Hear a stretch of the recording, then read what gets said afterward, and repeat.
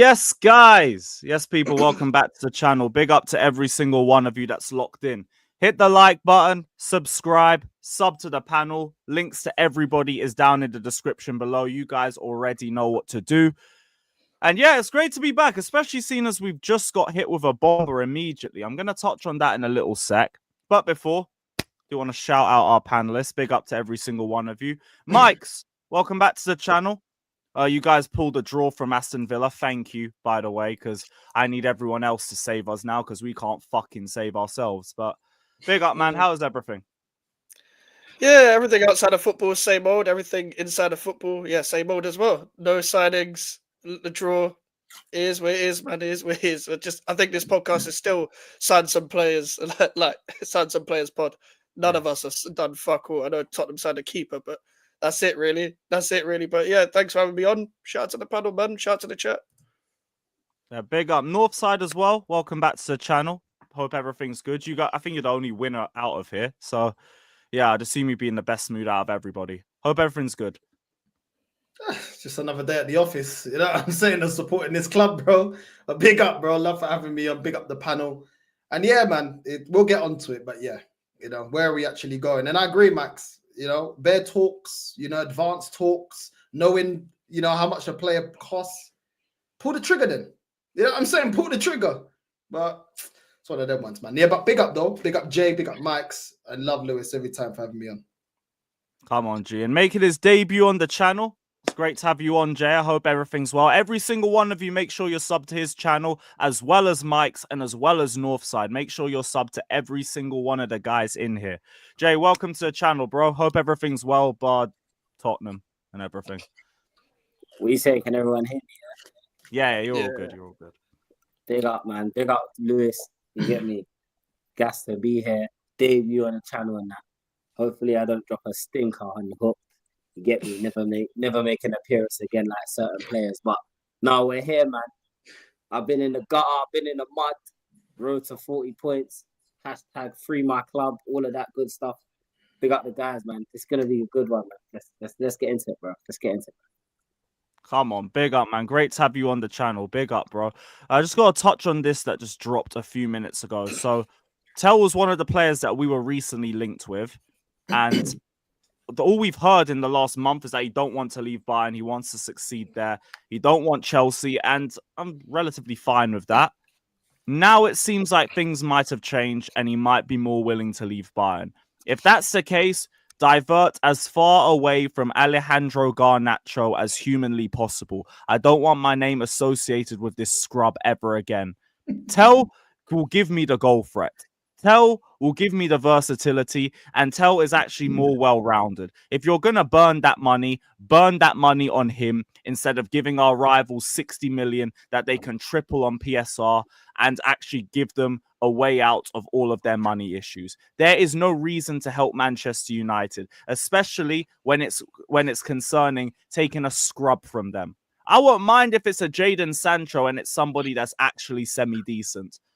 When it's fucking Garnacho, do not piss me off by putting out briefings talking about how we need to sell before we can buy, or to say that you're willing to dump 60 million on him.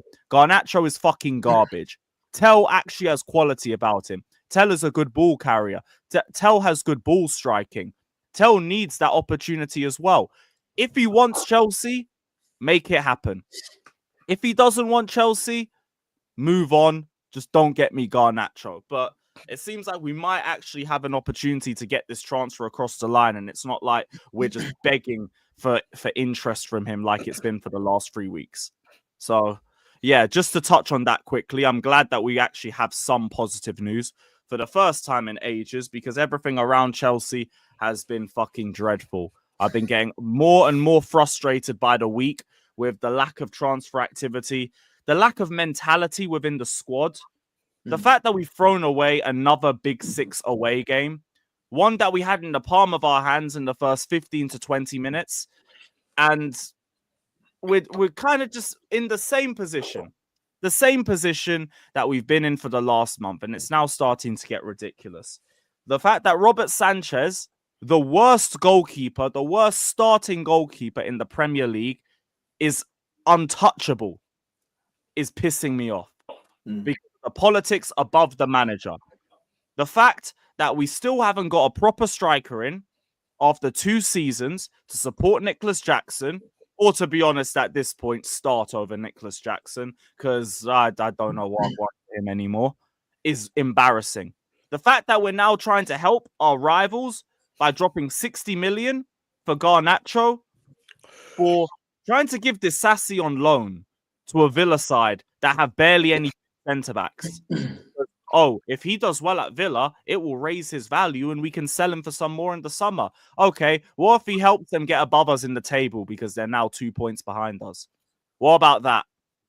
That's not going to help us, but it'll help get a little bit more profit. It's stupid the way that we're handling this window and the last 2 windows, because we're in a very, very good position once we sack Pochettino to just build on the squad that we had and then just consolidate top 4. We had a whole window where we spent 250 million and lowered the expectations because now top 4 isn't a target, apparently. We've been trying to run that narrative all season. Nobody's listening to that bullshit.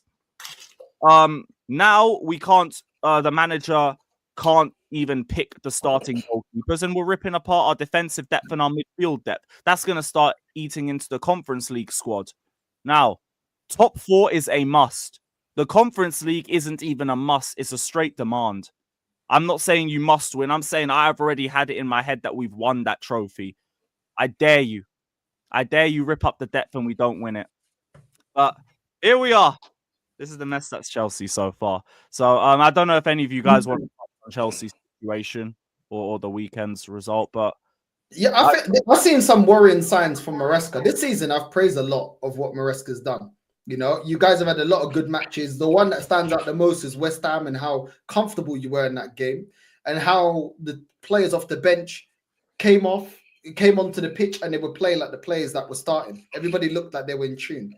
But I've seen at times Cole Palmer not play well and not be subbed off when João Felix is on the bench. I've seen him not really have the same energy with Madueke that he'll have with Pedro Neto. Pedro Neto having a bad game the game before, and yet he holds bench, but Madueke starts. And Madueke, even if he puts a poor performance, he starts. Just as a rival. I saw things like this, and I saw it with Arteta, and I saw things like that was a little bit worrying. Palmer can play the way he wants to play, regardless of who you got on the bench. He's still going to see 80 minutes.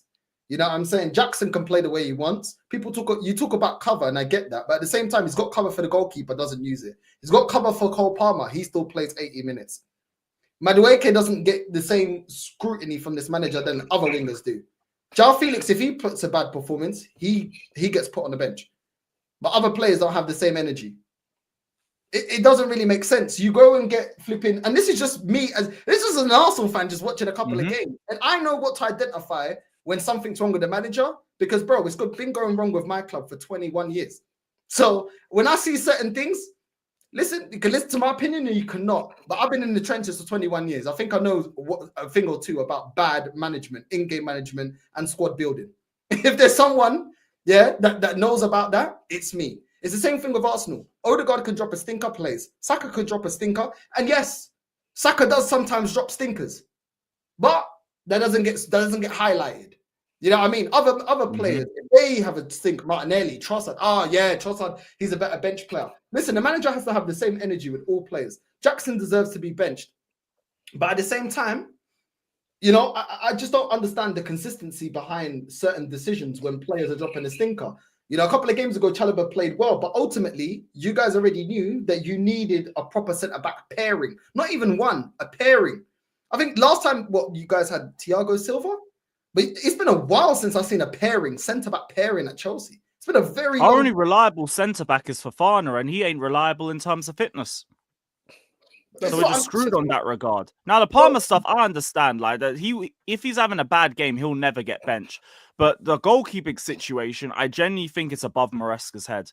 Ben Roberts is our head of goalkeeping. This guy has a love fetish. He has a fetish for Robert Sanchez. He has to start regardless.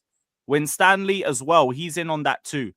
Like, this has been the bigger problem with him. He cannot get dropped. Regardless, he has to start. He has to continue starting. I've heard enough sources within the club telling us that he's got way too much power within the club. And they have an obsession with each other. Robert Sanchez was reported to be crying at Brighton when he heard that Ben Roberts was being signed for Chelsea. Ben Roberts was crying when he heard that Robert Sanchez got appointed for the 2020 Euros. Yeah, here's even the article for that one. Here's even the article for that one. One second. Oh, he was crying. Yeah, he was crying. Robert Sanchez left the second father, Ben Roberts, with a tear in his eye after earning the Spain Euro 2020 call-up. This is our thing. I'm going to try and find the other one as well. But there's another report. Here it is. From The Athletic. The Spaniard was in tears when he heard Ben Roberts left. No wonder the guy don't like clean sheets, because these fuckers never keep clean sheets between themselves. This is a love fetish. Bro, this They're in love. reminds me of when we had Ramsdale. And Ramsdale goes, "Oh, I sing. You'll never, what is it? North London forever. It gives me goosebumps before the game." And then the guy's dropping stinkers. Bro, I can't lie. There's aspects of your club is starting to sound like Arsenal, bro. Bro, the sexual tension between your goalkeeper and coach and your goalkeeper is crazy. I can't lie. This is ridiculous, man. And Robert Sanchez, I could tell from just watching Brighton that this guy was shit. Legit, when I first noticed it, we played Brighton, funny enough, when Potter was manager of Brighton. And I remember we drew 1-1. This guy would take too many touches on the ball, trying to distribute the ball. As soon as he gets pressed, he starts slipping and starts panicking for no reason. You're not even near, they're just approaching you, and he just gives away the ball. I could have told you from that, and it was 3 years ago, that this guy was shit. But the thing is, the problem is everything at Chelsea is in-house, that I've noticed. So your scouting, they just scout in-house. That's why you got so many former Man City academy.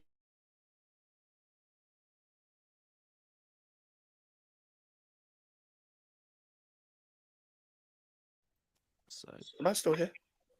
Am I back? All right, cool. Fucking thing. Was that for everyone? Yeah. Was that for everyone? I thought it was me, like that. I thought that was me.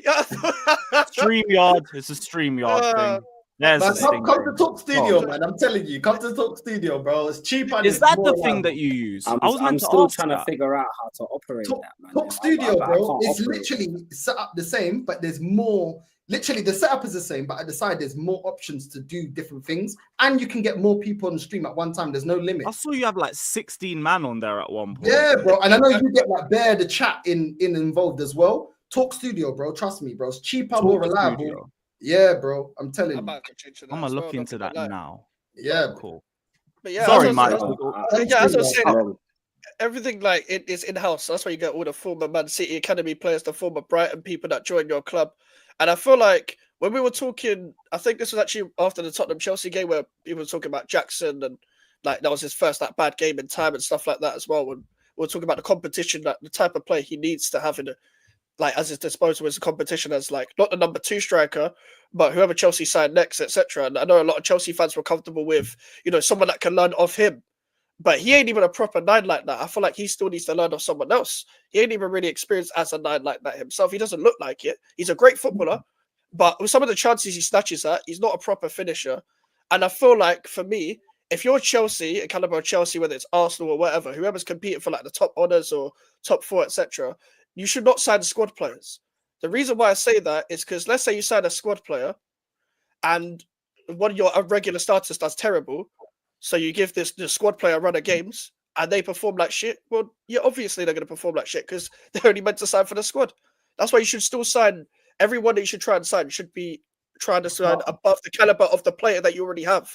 So even with Arsenal, even though Arsenal were trying to sign a right winger, should still be better than Saka. I know Saka's one of the better right wingers in the world right now, but that's just an example. With Jackson, I know Jackson was having that great run of form, but you strike while the iron is hot. So when he's on that run of form, sign a striker that's just the same caliber as him. So you can have elite competition. There should have been one in the summer.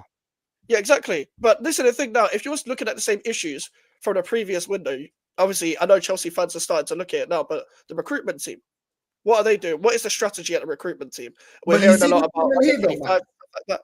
Then you risk unrest in the squad. Every player that's at a big club, obviously Chelsea are a big club, you should know that you have to fight for your place. So if you think you're a big time baller, Well, you're not. You may not be a starter at Bayern. You may not be a starter at Barca. You may not be a starter at Real Madrid.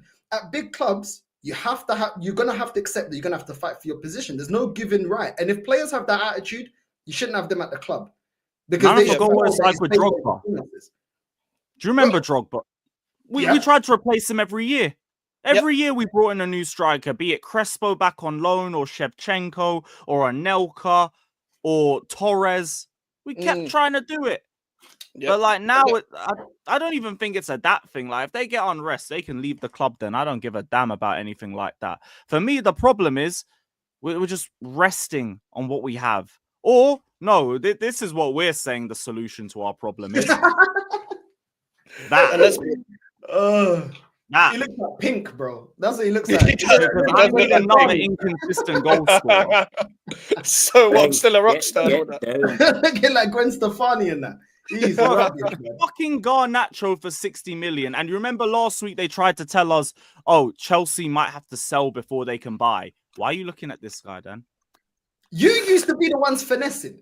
You gave us Czech when he was done. You gave us Willian when he was done. You man been giving us bums, bro, when they're done, bro. You man gave us Havertz, bro. Come on, man. And now you lot are, bro. I can't believe that you lot are getting done by your own game. They even gave us Wayne Bridge back in the day when he had PTSD off his missus would get shagged by John Terry. Like they even gave us Wayne Bridge, bro. He used to finesse everyone.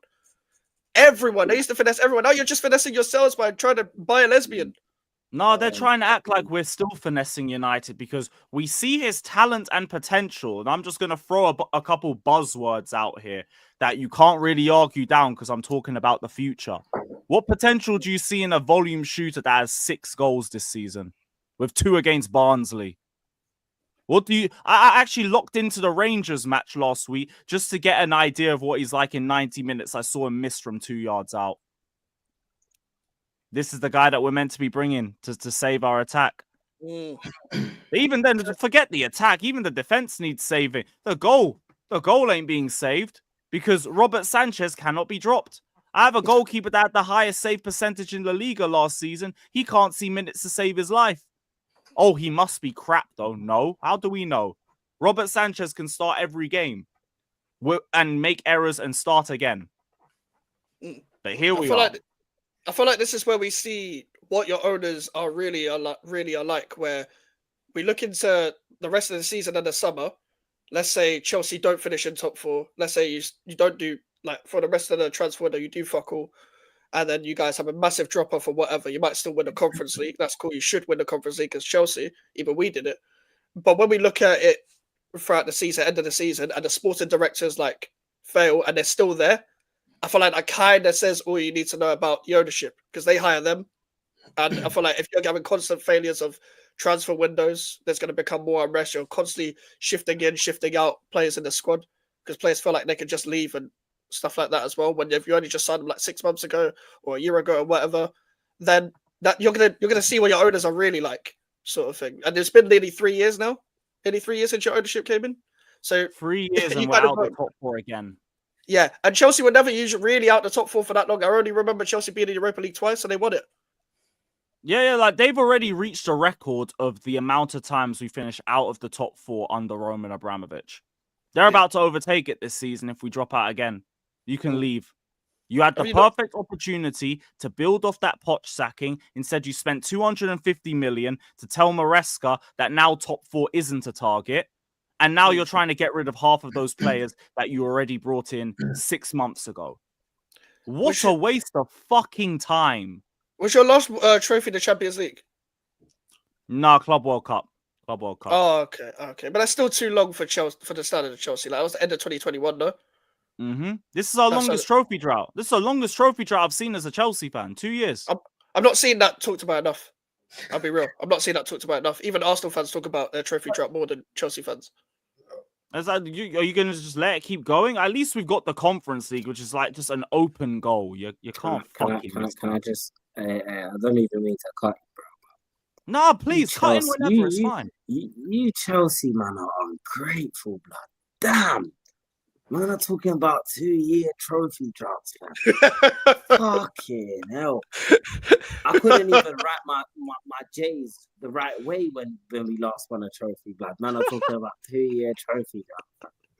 I got No, but Daniel here's the Levy thing. opening cafes in my stadium, man. I'm talking about trophy droughts. Nah. This is just wow. It's like I feel like that homeless man just watching the brothers eat in the restaurant and that, and I'm just outside, just praying like, yeah. Has anyone got £2? And meanwhile, we're complaining about the food. Oh, blood. You think No, I hear it, but like this is under Clear Lake. So in terms of Clear Lake in general, we've won no trophies. So it's like I'd hear it if we'd won trophies under them before. But it's like you've come in, you've ripped up the squad, which I'm fine with. Like they all needed to go anyway. The old regime kind of put us in a bad position with that squad anyway. But I can't even fall on the whole, oh, we're in a bad position anyway and we're rectifying it. Fact is, you're in year 3 now. You've spent 1.5 billion. And I still need a goalkeeper. I still need a centre back. I still need midfield depth, and I still need another striker. How have you spent 1.5 billion for me to be in this position, and we still ain't got a trophy yet? And I'm still out of the top. My question's about João Felix. Why are you, man, trying to offload him already? Like, what's all that about, bro? Like, see what I'm saying? Ungrateful. Like, I think all of us here can agree we love João Felix at our club. Like, he would bang at our club. Do you know what I'm saying? Player, man. These men have had him for 6 months, less than that, and they want him gone already.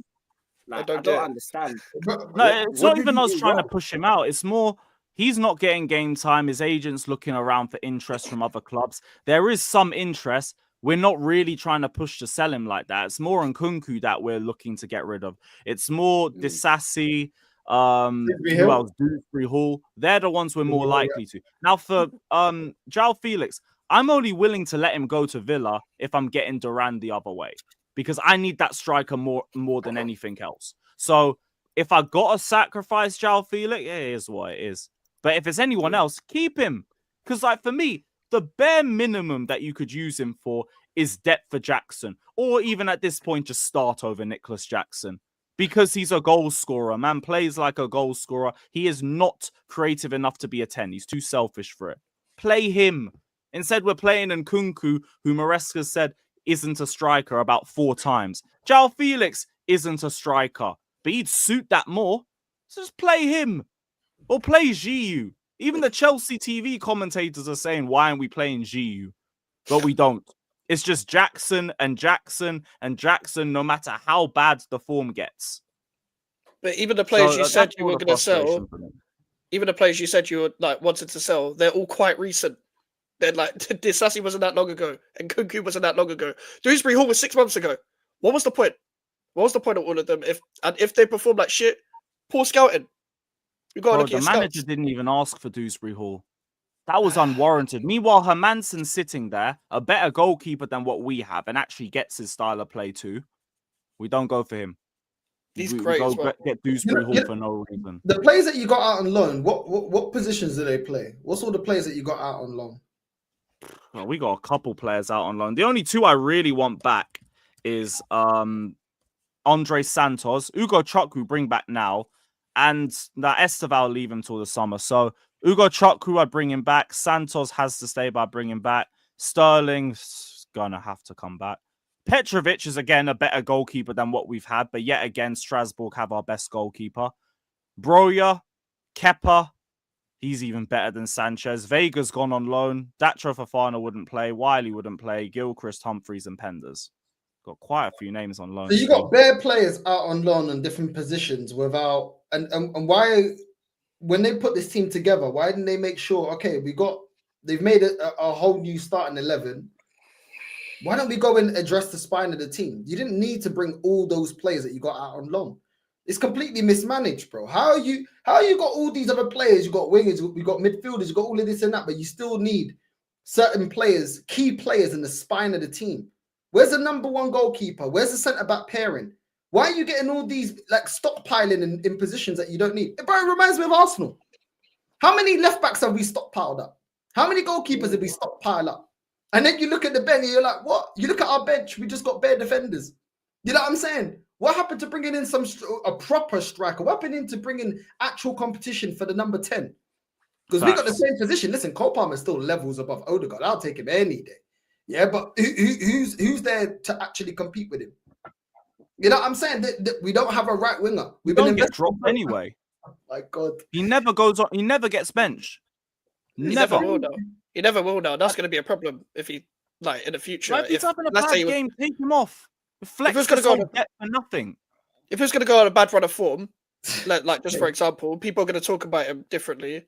And then also, if he does go on a bad run of form and he keeps playing, that's a problem in itself. You're not ruthless enough as a manager, and you're not made for a big club in itself if you're not willing to drop big players. Even then, he's not really. I know he's a big player because he's performed recently, but he's not a really big name like that. It's been only a year and a half. It's only been a year and a half. That's what I was saying.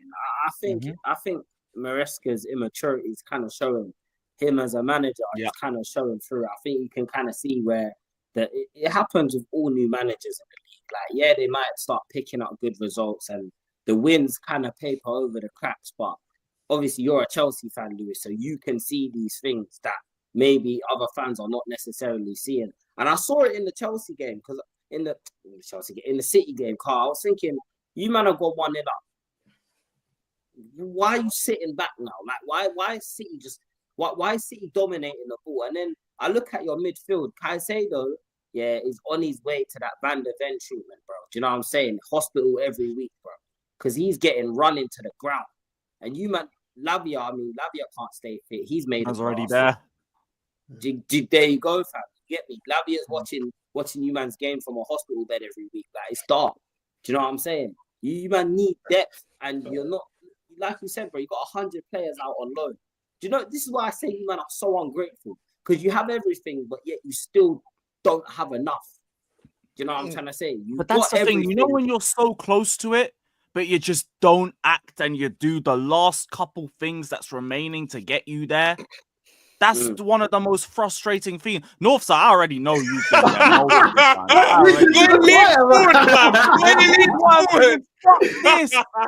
I am like 3 or 4 21 years, bro. Contend. And now I'm sitting here in 6th. It's bullshit. Man, lean forward. He was like, I know what you're talking about. Yep. It's so relatable. And like, this is what I mean when I say, like, this is why people are saying we're moving like Arsenal. We are resting on what we have. Why? You got Starboy. You've got a manager that's not qualified really and truly to be at your club. If it works, it works, but it's a risky one. It's one of them ones where you should just go and try and get the best in class that you can possibly get. Maresca isn't necessarily the best in class that you could have got. Let's just keep it real. You know what I'm saying? So you're relying on all the chips to fall. And this is what Arsenal do. That's why I laughed when you said that, because this is the problem I have with my club. We rely that the youngsters will become world-class all together. We're relying that this manager is going to be world-class when my manager's never managed before. We're relying that the bench only has to do a job, because we only rate the bench when they're on the bench.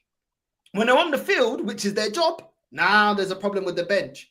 You know what I'm saying? When we don't have our main players out, now all of a sudden the bench is a problem. But the bench, when I was saying the bench is a problem, oh no, but Saka's starting up. But this is like, who gets into the team? This is why I do all this crap about who gets into the team. Shut up, bruv. Do you know what I'm saying? But because if you only look at a player and say he can do a job, that means he's shit. That's basically what it means. That's basically what it means. Because what is doing the job? What? So you're a player. There's what? 30 odd games in the Prem. There's numerous games in the cup. A team like Chelsea, you're playing in the cups. You're playing in Europe. You're playing obviously in the Prem. There's bare games to go around, but these players can only play 5-6 games. Oh, they can only do a job. What are you talking about? What about when the job turns into Palmer's out or something, and then you got to cover for him, and he's not good enough? Then what? Then we have to address the bench, bro. You have to plan for the worst case scenario. Arsenal plan for the best case scenario. Best case scenario, we unlock players. Best case scenario, we don't use the bench. Best case scenario, Arteta will become world class. It don't make sense. There's too many things there that don't make sense. You man are trying to get the best out of Sanchez. Why? Why, bro? I can't even lie. Ramsdale was better than this guy, bro. Way better. Bro, we have the worst starting goalkeeper in the league. Bro. The worst in the even Ipswich dropped their goalkeeper. Yeah. Sanchez is top of the league for errors leading to goals with the Ipswich keeper that even they had the sense to drop. But it's politics. It's above Maresca. Yeah. and waiting for the stars to see. This is the problem that I think a lot of clubs and fans have. Yeah, everyone's waiting for the stars to align perfectly. That doesn't happen. Do you know how much of an anomaly that is for you to go an entire season with your first team fit? You know what I'm saying? Everyone's firing. It just don't happen, bro. This is why you need to spend money correctly. It's all good chucking money at shit, but it's almost like throwing shit and hoping that it sticks, bro. It's not enough, fam. And then I look at the way he's even using Palmer, bro. Like Palmer's just getting marked out of games.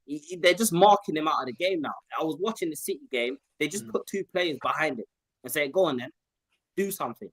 They're marking him out of the game, and I'm looking at Maresca thinking, "Bruv, do something, make a change, do something, adapt, show that you have some experience." And like there was a comment that said he's a championship manager. I wouldn't go that far, but he definitely shouldn't be at inexperienced though. That's the thing. And I already knew he'd be that from the start. That's why he's the last on my shit list so far. Everyone says keep the same energy you had for Poch. Poch was experienced. Poch didn't even have me at this point until game week 36. I'd literally just checked today. Game week 36 was when I got to 6th place. So he's the last of my problems, in spite of the fact that I agree with those naiveties. That's why you give him the right squad and the right options. Why am I asking for so many areas to still get strengthened? Because the squad hasn't been built properly with you being here for 3 years. It's pathetic. It's ultimately pathetic. You got a week to sort things out, or I dare you lot let Graham Potter get a win at the Bridge. You're going to see toxic, I swear down. But you will not hear the end of it from me. You will not hear the end of it from me. I completely understand. We don't win at the Bridge, bro. Last one, bro, you know, it's a Monday, so we got this show the day after, so I dare them. Oh, fucking hell. I forgot about that. Oh, it's Monday. Hey, Monday you should be in a good mood for that one still. Monday Night FC, we're always on a fucking Monday, bruv. Why are we on a Monday? We're not box office, man. Not everyone needs to watch West Ham like that. For fuck's sake, man. Can't be asked. But yeah, I'm gonna move this away from Chelsea quick, just to keep the stream going and everything. Keep subbing, not just over here to the rest of the panel. The link is down in the description to Jay, Northside, and Mike's channels. So everybody head over there, sub immediately. But Jay, I actually want to talk to you because we haven't had the chance to speak Tottenham on this channel in a minute. And fucking hell, I only caught the highlights, generally for all 3 of you guys' games, because I was out in Manchester all weekend drinking to forget the game. But yeah, 2 goals in the space of 5 minutes. And the one thing I noticed for both goals, the amount of space that Leicester had in the midfield. Yep. You could build a spliff in that space and still have enough time to get that shot ahead. Like, Jay, let me know your thoughts on Tottenham in general and just what the hell's going on with you guys, because you're getting dragged into a relegation scrap. All I do is smoke the pain away. You get me? Every week, bro. Every week. For those who know me, I use this reference. Anyone who's watched Dragon Ball Z knows, yeah, there's a part where this guy called Cell is holding up Goku's son, and he just bang, bang, bang, bang. That's what it feels like being a Tottenham fan. Every week, just getting pumped up, bro, by everyone. They told me there were 3 teams worse than us. We can't go down. We've lost to 2 of them at home. Ipswich and Leicester. And we bottled the lead to both teams. It doesn't make sense. It doesn't make sense. And then guys will tell me, oh, Ange, just back him. Just back him. You know, we've got injuries. Bournemouth have injuries. Brighton have injuries. Everton have injuries. Fulham have injuries. And all of these clubs sold their best player. Or one of their best player. So why on earth can their managers get a tune out of their squads? But we've got Entertainment FC, fam. You know what I'm saying? Mr. Smackdown Sunday, bruv. Royal Rumble FC, blood. That's what we got. Do you know what I'm saying? We got our owners out here opening cafes in the stadium instead of signing players in January. Yeah, talking about Korean puff pastries and all that nonsense. But my club is a mess. My club is an absolute mess. And you know what? I'm laughing, yeah, because if I don't laugh, I'd be in tears right now. It's painful. It's painful, bro. You don't even understand. You don't even understand. And you're talking about, you asked me why there's so much space. Let me tell you why there's so much space, bro. Because our squad is bare bones. We have 5 goalkeepers on the bench. Have you ever seen anything like it? 5 goalkeepers. What? 5 goalkeepers, bro. How is 5 and 8 your subs goalkeepers? No man. Nah, you're lying. Is that the Leicester? Is that the Leicester bench? Not 5. We had Austin on the bench. I'm pretty sure Whiteman was on the bench as well. Then 4-star. That's 3 goalkeepers, and then you've got 4 goalkeepers in a squad going to at home to Leicester, bro. You can make a back 4. I don't understand. I don't get it. He won't play Archie Gray in the midfield. He's played him at left back, right back, centre back. Bro, play him up front at this point. Play him up front. You might as well, because you're not going to play him in midfield. And we need a striker. Richarlison just came back. Guess what? He's injured again. He's been back for less than Apparently he was 180 playing injured minutes. too. Yeah, half the squad were playing injured. Bro. Because we have no one. We actually, like, when I tell you, can I just list all of our injuries? Werner, I mean, that doesn't count because he's shit. That doesn't even count, so I'm going to take that one away. Yeah? I'll start from Odegaard, injured. Van der Ven, Romero, Vicario, Udogi, what's his name? What's that guy's face? Basuma, that crap guy. He's shit anyways. Sarr's injured. Madison's injured. Exactly. So 6 of your starting 11. Dom Solanke's out injured. 7. Yep. Solanke's out injured. Richarlison's now out injured. We're cooked, bro. We're cooked. And there's only one reason for these injuries, bro. And Postecoglou. Look at the way we're playing.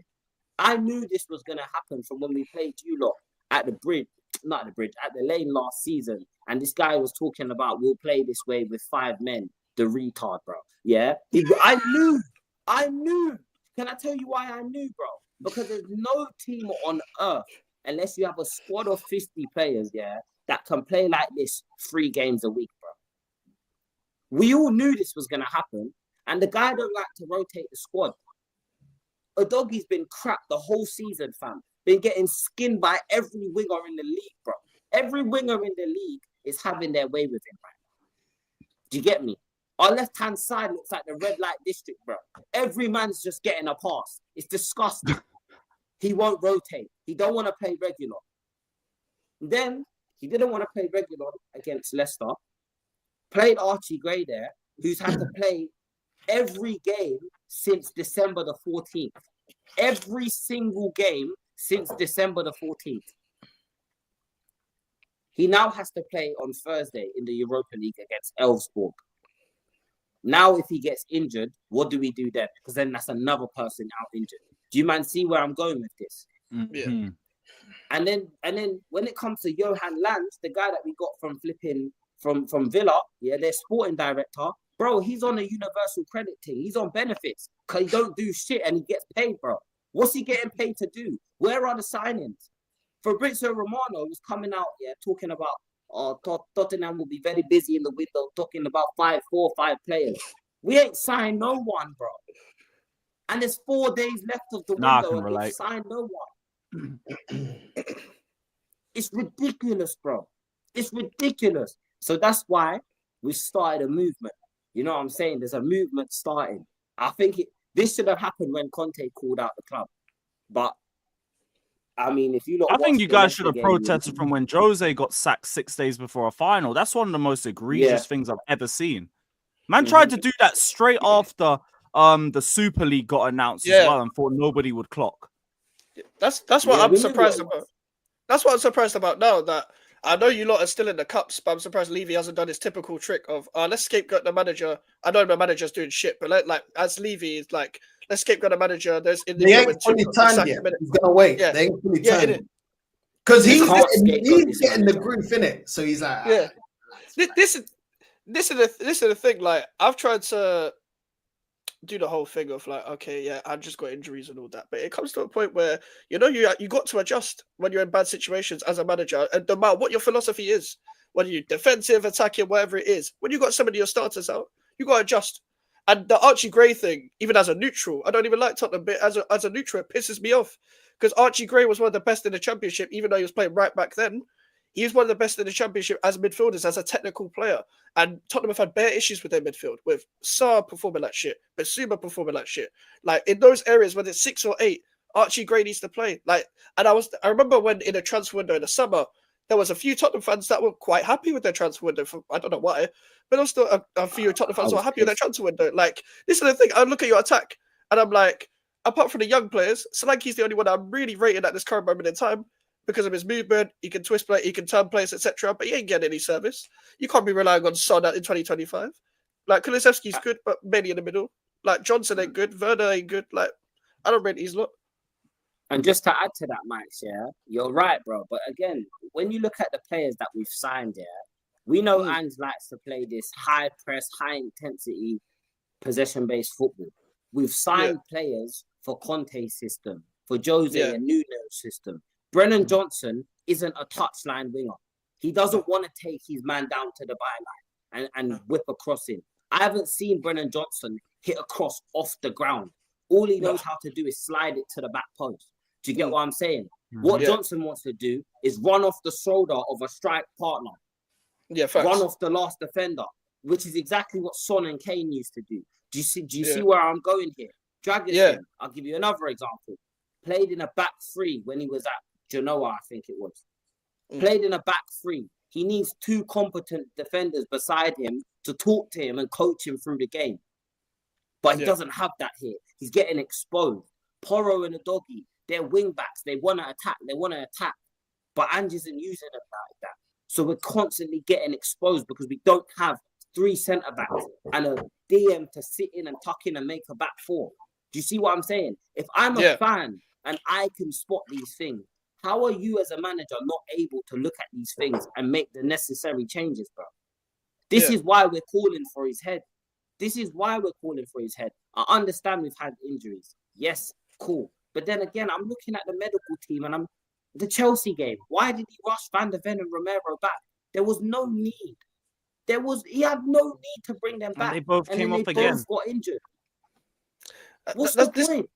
That's the bad thing, and the thing is with Brennan Johnson, the Timo Werners, and whoever, your players are actually better on transition. Your players are designed to play on transition, but you got a manager that wants to play a possession style of play anyway. Also, with the director of football thing, you got him from Villa. Villa upgraded. Villa got Emery's guy, Monchi, and all that. So they were happy to let him go. The guy who signed, I don't know, like Leon Bailey and Luca Digne at the time. Yeah, there were a couple of good signings there, but he didn't do that much at Villa. They were already moving away from him. They probably weren't even listening to him at the back end of Emery because he was like, I don't like this guy. I need my own guy here when they were building a structure around him. But you've got that guy now. So I don't know whether it's Levy being like, I don't want to give you the piece, or he's like, I've got the piece, but I'm not going to spend it. It might be both. But regardless, everything's incompetent upstairs from what it looks like from the outside. It's just everything in general. Like the Tottenham as an entire entity. Like I've always said, like the mentality's never really been there with Spurs. But you look at the situation right now. You're not moving in the transfer window in spite of all of the injuries that you have. The owners obviously don't give a damn whether you guys are successful on the pitch or not. Ange, I do think, has a style of play that works with the right players. But fact is, you just ain't got the right players and you're not going to buy the right players. And he just doesn't have the tactical flexibility to play anything different than what he already knows. So he's just going to keep doing this. And it's just going to keep fucking up for you guys. So ultimately, like, as much as I do think if you guys just backed him, you'd be in a good place, you might as well just let him go and get somebody who could just work with the players that he has. Because he ain't that sort of guy, I think, who can get the best out of your players. Maybe the best out of the forward line, but you concede so much, it don't get to that point. And then the fans are just bare defeaters. Like, I don't know if you saw this video. I saw this straight after full time in the Leicester game. I couldn't believe it. I genuinely couldn't. Down with you. I think I know. Nah, not this. This. How is it filled up? Oh yeah. I walked After out you've on the lost to 50th Leicester, there's a minute. man walking up with 2 pints. If I celebrate this, And we wonder why they don't care. It's like you man are That's just the world's running them longest with bar. money. That's the world's longest bar. You know, it goes from one corner flag to another. That's the world's longest bar that they're talking about. Those pints in their hand, mate, they fill up from the Bro, bottom. I'd be out of the ground fast. yeah, I same. walked out. Lewis, I walked out. I walked out. I said, I'm not doing this. I'm not doing this, bro. I cannot do this no more. I am not doing watch-alongs to Huddersfield away next season. I'm not doing it, bro. I refuse to be a victim. I refuse to be a victim. Maybe they got the I'm not a brunch deals. You know what I'm saying? You know when you get 2 cocktails for the price of 1. The bottomless brunch deals. You know what I'm saying? After the That's game. Levy doing man. deals. Come on, bro. Who I hangs knew out in the it- I stadium knew it after a was game, bro? dark. Bro, I knew it was dark, yeah. A man went all the way up to Tamsworth. They're talking about ham sandwiches and squash at half time. You get me? That's what they're serving the fans and that. There's no seats. I'm in the away end. There's a rat scavenging through the bin. It's dark. And they want to talk to me about backing this blood clot manager. Bro, Oh, who hangs out in a stadium after a game, by the way? Like, just After to, a like, loss. oh, yeah, but, like, I'm out of it straight away. I'm not trying to stay in Stratford anytime soon. I I'm don't mind out, fam. keeping the atmosphere going if you've won a big game and everything and everyone's gassed and all that. And you know what? Fine. Maybe I'll buy a pint in there too. You've lost at home to Leicester City in the form that you man are in. I ain't giving you a fucking penny. I'm gone. Get out of here. And they're pints all ain't The cheap booze either. were loud. feeding into The Levy's booze were pockets when they know Levy is just greedy and money hungry and doesn't put that money into the squad. It's just a revolving circle of just failure. Yeah. It's Bro. fuck. I'm telling you this now, yeah. Levy is laughing in our faces. Bro, we're losing to Liverpool. We're getting battered by Liverpool. And at half time, I'm seeing stewards coming out in Squid Games costumes. And the lights getting dimmed and there's a light show going on. And I'm hearing, are you bro, they're laughing in our faces. They're laughing. You see the way you man are laughing now? That's the same way Daniel Levy and that bastard Donna Cullen are up there laughing, bro. They're creasing because they know they've got the Tottenham fans like this. That's true. I saw the Squid Game lights as well. It looked like I was in prison, bro. I can't lie. It looked like I was in prison in Watford, bro. It looked crazy, bro. I can't lie. Rest in peace, prison Watford, man. Yo, I can't even say you lot, bro, because my club. Let me shut my mouth. Do you know what I'm saying? You lot think Arsenal's bad because they're releasing NPC merch and that. Come and see Tottenham. Come and see Tottenham, bro. Come and see £40 for a mug. £40 for a mug that says Tottenham on it. Yeah, we don't win no cups. We don't win no fucking cups. But you want to charge me £40 for a cup with Tottenham's name on it. But you don't want to bring me a cup with our name on it on the pitch. You're taking a piss, bro. You're taking it. I told you lot already, yeah. I'm sick to death of this club. And at the rate we're going, I promise you, we're going down. Let me tell you, man, an interesting stat. Remember the 10 games? I'm loving Big Ange instead, and all of that stuff. We're going to win the league and all of that shit. We haven't even gone past the points tally from then. What? And we're in February. What? We were on 28 points, I believe. And we're on 24 points right now. We haven't even gone past the points tally from the first 10 games of last season. But I've got the ancestors telling me, oh, just back him. Just back him. Just back him. What, like you're backing his wood? Because you must be doing some weird shit. I'm not backing a manager. They're giving you the cliche. There you go. Yeah. It's a project. It's a project. Does the Give him project time. going Just down? give him time. He's only been here a year and a half. Oh, yeah. We don't want to go down the same cycle of sacking managers. Let me tell you something. Marco Silva, if you're listening, bro, please come and take 10 million a year and come and save my football club. Marco Silva, if you're listening, leave them posh pussios in Fulham and come and join my club and save us. Because he can work with crap. Yeah, he can work with crap. He's got Adama Traore on his wing, bro. Do you get me? Bro, he cooked us at the bridge. He cooked us. He cooked us at the lane and at Craven Cottage. He cooked. Do you know what I'm saying? He's a perfect. And they tell me, oh, but why would he want to come to Tottenham? Money talks. Why did Conte come to Tottenham? Why did Jose come to Tottenham? Money talks, bro. Yeah. Money talks. No matter how bad an issue is upstairs, managers are always going to want to join the club. That's why Man United still get managers. I know it's Man United because they're big Man United and all that. But even if they weren't, they still pay the money. Regardless of how bad a club is doing, how mad their fall off is. Let's say Chelsea and Arsenal had a mad fall off. People are still going to want to go to Chelsea and Arsenal. Even with how bad we are, we can still get a Potter on a free. Like Marcus Silva would happily go to Tottenham. All of you guys sacked your managers' minds. All of these clubs that shouldn't be above, Bournemouth are 16 points above us right now. Yeah. All of these clubs that shouldn't be above us right now sack their manager. Do you know what I'm saying? Everton, even though they're 1 point behind us, they're gonna overtake us this weekend when they slap Leicester. Sack their manager. West Ham, sack their manager. This is not a normal. United, sack their manager. Teams are sacking their manager. Even Ipswich. Yeah. Because they can see when something's not working, it's all right. It's like just getting cheated on by your girl and it's like, nah, maybe she'll change. This time she'll be different. This time she'll be... I see. It was just the last time. You know what I'm saying? She's at an 81 snap. She's in a BMW on her snap, but she's not cheating on me right now. She's not buzzing from the passy. Nah, not this time. Not this time. Do you know what I'm saying, man? Wake up, Tottenham fans, bro. Smell the coffee. We're going to go down at this rate. And I swear, if we get relegated, all of these players that you're glazing, the Mickey van der Vens, the Romeros, the Porros, you think they're staying here? They're going to clean up.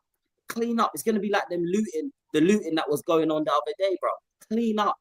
Man are just going to run through Tottenham and take what they want. And they're not paying. They're not paying a lot. Tottenham it's the reality. But, hey, that's my little monologue. Sorry, man. I had to go off, man. Bro, don't worry, man. It was great to listen to, man. And for all of you, man, if you want to hear more from Jay, again, sub to Northside, sub to Jay, sub to Mikez. Link is in the description to everyone's channels, man. Everybody head straight over there and run it up. Northside. So 1-0 win against Wolves. Again, I only really caught the highlights. Everyone was really talking about the Lewis Skelly situation, but it looked like you could have won that game anyway. Because all I saw, half the video was just Havertz missing chances left and right. Obviously, Calafiori gets a late winner and everything. Nice, hard-fought victory and all of that. But how do you feel coming out of that game? It's funny that you say that because obviously I watched the game. So you're telling me what you saw of the highlights. How convenient that they took away all the chances that Wolves could have scored, bro. Sarabia in the first couple of minutes, bro, skied it over the bar. Bro, we was getting dunked on by flipping Semedo, bro.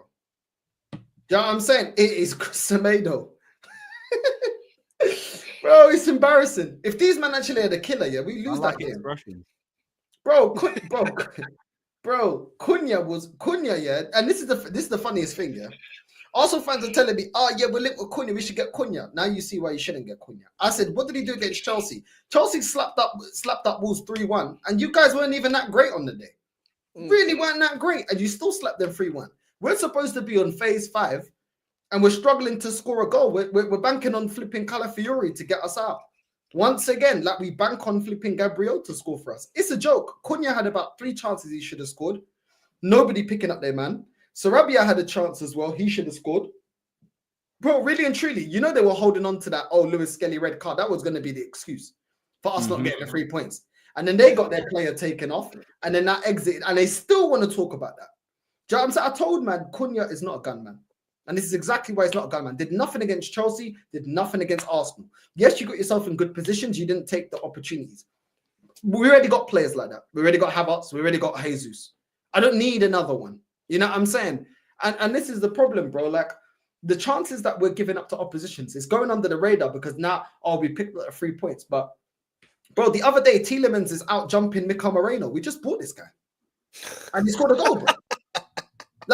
This is the reality. But, bro, they won't talk about this because it's negative. Don't bring it. It's negative. We slapped up Dynamo Zagreb. That's been one of the few games we actually imposed ourselves. And that's because we knew they had no threat going forward. We were shook of Wolves. We were shook of Aston Villa. Yeah, I'm saying, look at the way we conceded goals to Aston Villa. We don't pick up our players. It's a joke, bro. Timber not picking up his man, Partey not picking up his man against Aston Villa. The same thing. Cunha, we weren't picking up Cunha when he was in dangerous positions. Weren't picking up Sarabia when he was in dangerous positions, bro. The main thing that you can that we rely on in this team is the defense, and our defense is getting got at, bro. That's the reality. And don't tell me about a player being sent off, bro, because I keep seeing poor defending. We was giving Sarabia and Cunha chances even before we got Lewis Kelly taken off. It's not an excuse. There's no excuse, bro. Like, we look so shocking, toothless. Ethan plays in the 10, Odegaard plays in the 10, and they still don't have anything. They can't get into the game because Kai Havertz is stinking it out. Yeah, I'm saying, you guys talking about Jackson? Where's the accountability for Havertz? He's been rubbish for multiple games, bro.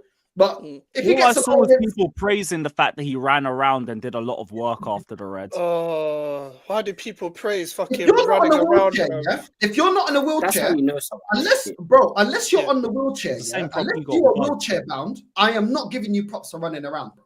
Facts. If you are wheelchair bound, I'll give you props for running around because you're not even supposed to be able to walk.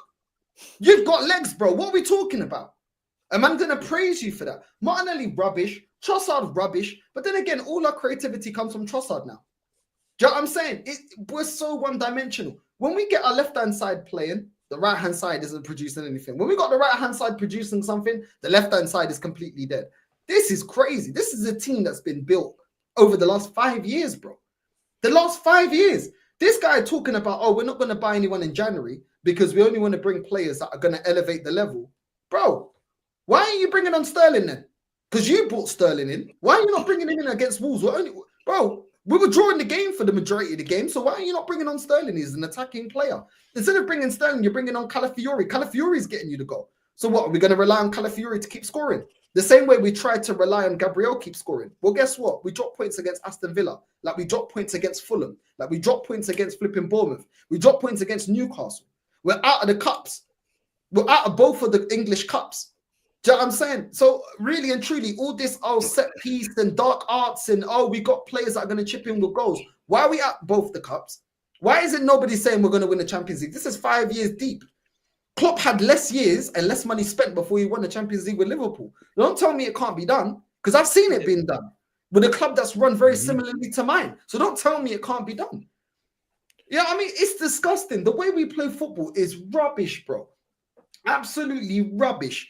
The defense, there's always an issue with the defense. And because we got away with it, you know, Arsenal fans, these Filu as soon as we get away with it, why are you complaining? Why are you complaining? Do you know why I'm complaining? Because I was complaining before we got knocked out the cup to Man United. And guess what? We got knocked out because I could see it coming. Same shit. I was complaining about the way the team was built in the summer because guess what? We lost to Bournemouth. We got beat by Inter Milan in the Champions League. I know you man selectively don't want to remember that, but we did lose to Inter Milan. Are they favourites to win the Champions League? Was Bayern favourites to win the Champions League last season? And they knocked us out. Am I going to be talking about... That was the worst Bayern team of the decade. But this man are talking about Kai Havertz, bro. Bro, have you seen... Bro, this guy is so shit, bro. Have you seen the players here that have been outscoring in both seasons? Yeah, I'm saying last season, he was outscored by Chris Wood, Nicholas Jackson, Jared Bowen, Mateta, Son, Foden, Watkins, Solanke, Isak, Palmer, Salah, Haaland. You're supposed to be in one of the best teams in the league. These men tell me we're the Chris Wood last season. Man City. Yeah, outscored him in the season, bro. And in this season, look at who's outscored him already this season. Because then the excuse is, oh yeah, but last season we was playing him as a 10. Okay, this season's only played as a striker. This season so far supposed to be the second best team in the league, and this is what this guy's getting me: £280,000 a week, getting outscored this season by Jackson, Watkins, Cunha, Kluivert, Wisa, Mbeumo, Palmer, Chris Wood, Isak, Haaland, Salah. But I'm negative. I'm negative to cussing. Make that make sense, bro. Most of these players aren't in a big six team, and most of these players aren't even on a fraction of the money that he's on. And you know what? I got someone in the comments telling me, oh yeah, but that's the market. What do you mean that's the market? How is it the market, bro? No one told you to buy him from us. Nobody. Hey, nobody knew he was available, you know. Yeah, a player that gets even give him a pay rise. It's the market to get him on 280,000 a week. That's what they're telling me, bro. You see how these men try gaslight me? Yes. Yeah, they've been trying to. I didn't even know Havertz is he the was most available. gaslighted player in football. Yeah. Sorry, Jay, go on. No, I'm just saying, I didn't even, when Arsenal signed him, I didn't even know he was available. I didn't know he even wanted to leave Chelsea, bro. I honestly didn't know. And I saw everyone gassed him up, Oh, Arteta's the locksmith. He can unlock him. Arteta's got the power. Bro, Arteta's got their wives linking up in that, G. Arteta ain't doing nothing with Havertz, bro.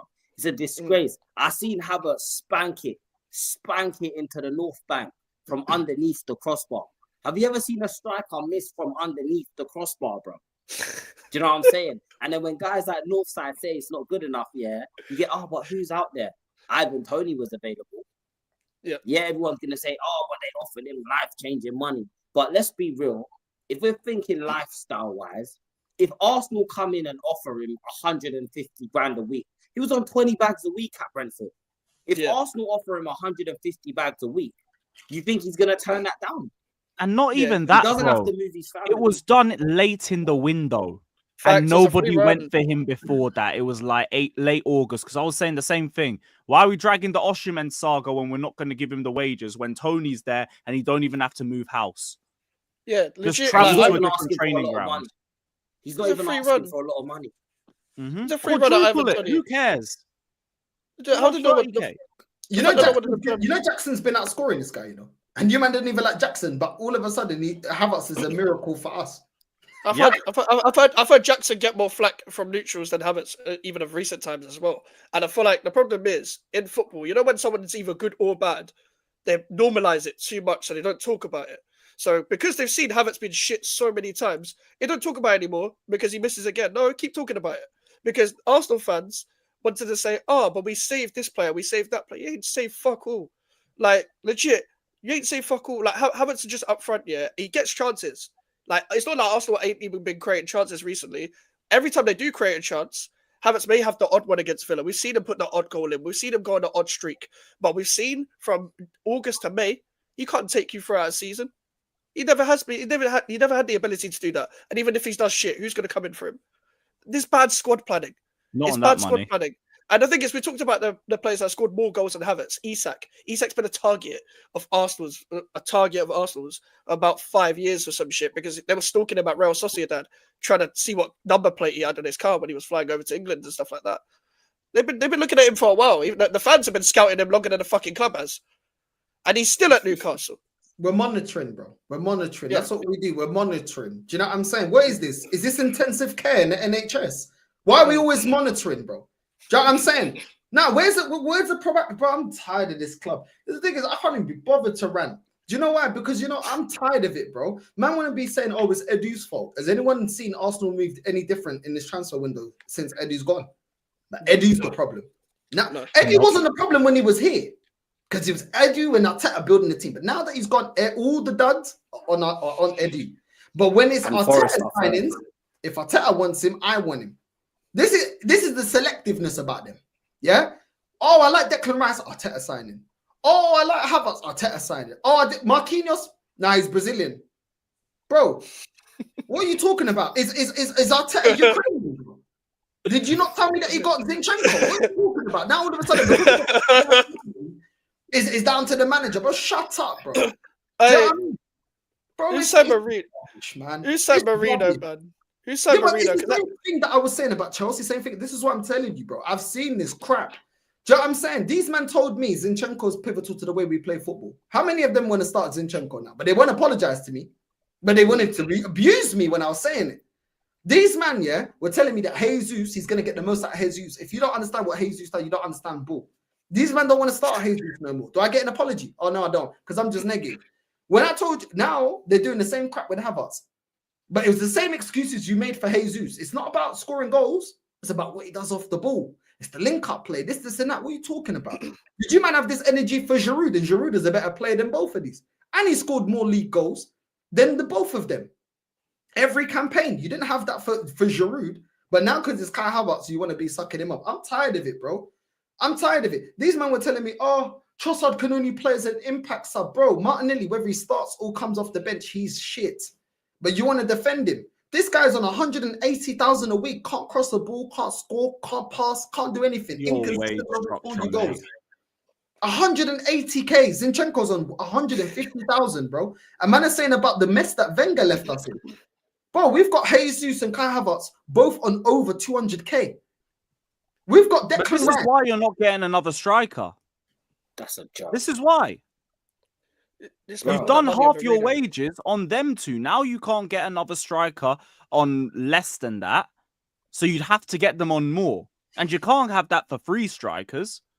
So you're genuinely just stuck with these two. Your only hope is getting a goal scoring forward. And they were hoping Sterling would be that, which is just That more won't fix fool it, though, you guys. Lewis. It won't fix it, bro. Brother. Even getting a striker Wait. doesn't fix this, bro. Because we still don't play good You football. just keep up their top. wages. Bro. Bro, we don't have a player on at our club on over 200 grand. Son's on 190, and he's the captain. And these man, are you taking? Even Son, someone at caliber of Son's on 190, but meanwhile Arsenal are doing that with these kind of players. Oh my days! Do you know They He's gave got Havertz a Van de pay Ven rise for 50K. finishing 12th. Ah man, My fan base here was spawned. My fan base was, most of the Arsenal fan base must have been born from the Hills Have Eyes. These men are special type of human beings, bro. They're extremely slow, bro.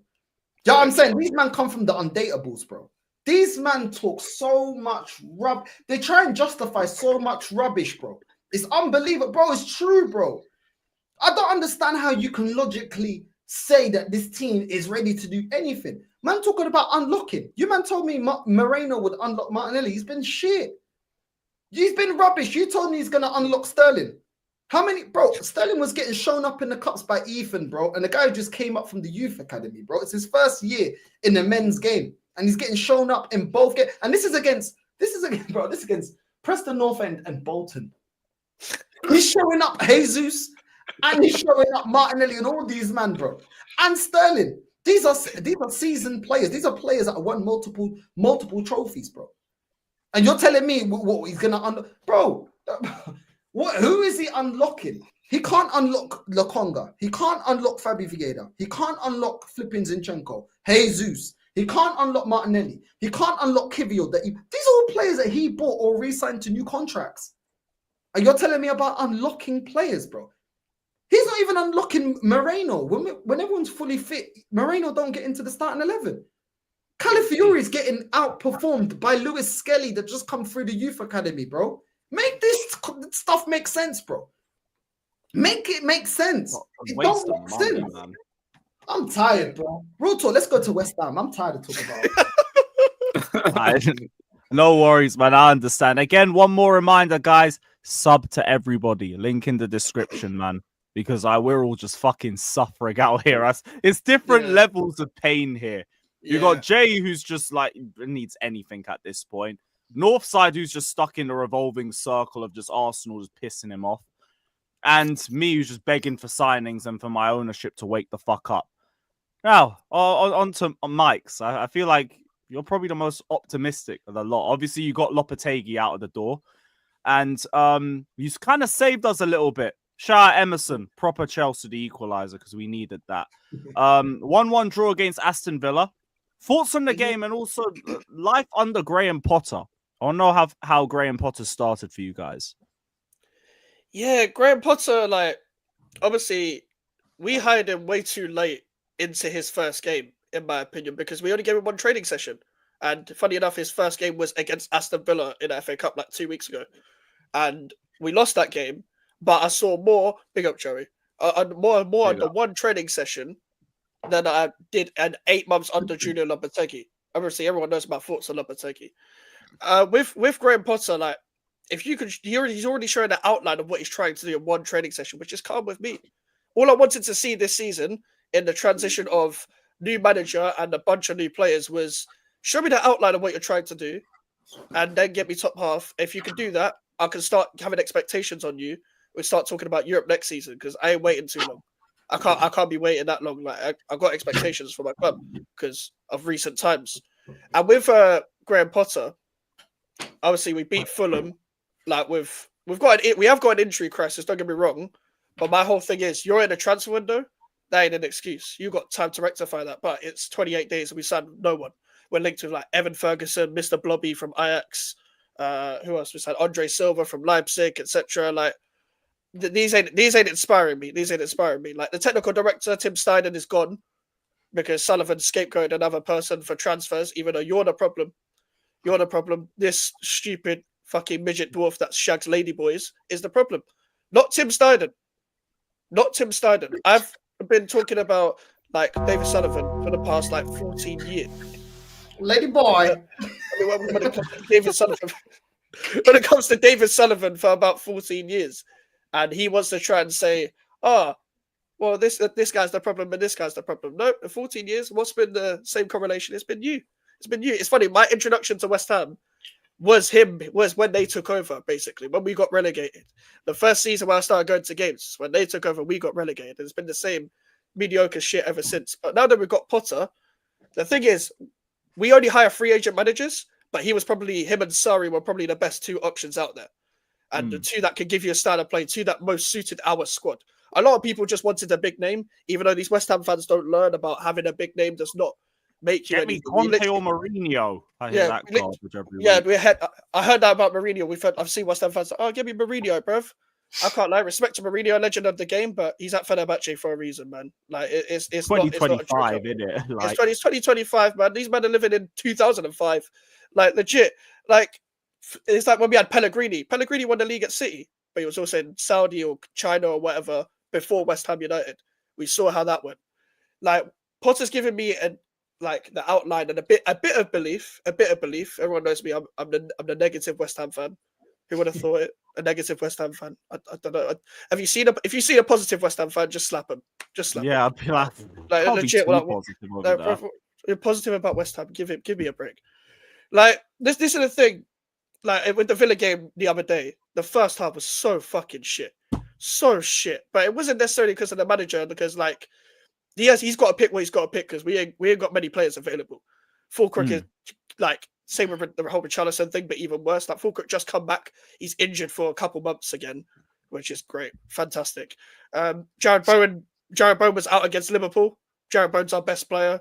Jared Bowen doesn't get enough respect outside of West Ham United for how good he actually is, how efficient and what he's good at as a winger. He's not even just one of the wingers that's like just a goal scorer and that's all he gives to the game. He's not grabs games by the scruff of the net. He's good 1v1. He's not like skillful, but with his dribbling, he could go past fullbacks very easily. It's like, you know what he's going to do, but can you stop it? Probably not.